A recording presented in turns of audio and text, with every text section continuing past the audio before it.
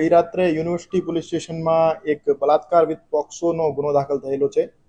આમાં બનાવમાં ભોગ બનનારની ઉંમર 16 વર્ષ 9 મહિના છે અને ભોગ બનનાર જે છે 12મા ધોરણમાં ભણતા હતા. ભોગ બનનાર જે સ્કૂલ વાનથી સ્કૂલ આવતા જતા હતા, આ સ્કૂલ વાનના ડ્રાઈવર સૈફ ઇલિયાસભાઈ મેમણ દ્વારા ભોગ બનનારને લલચાવી ફોસલાવી એમના સાથે શારીરિક સંબંધ બાંધેલ હતા અને આ અંગત પલોના વિડીયો પણ બનાવતા હતા. આ દુષ્કર્મના વિડીયોને ઘરવાળાએ જોતા એમને ખબર પડેલ અને એમને પોલીસ સ્ટેશન આવીને ફરિયાદ દાખલ કરાવેલ.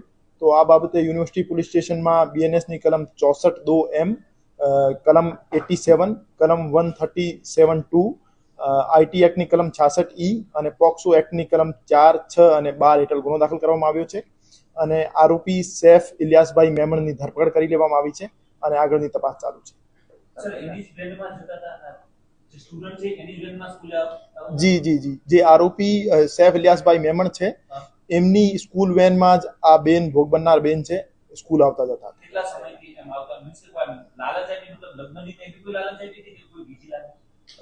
લગ્નની લાલચ આપી હતી, એમના માટે જ બીએનએસની કલમ 87 લગાવવામાં આવી છે.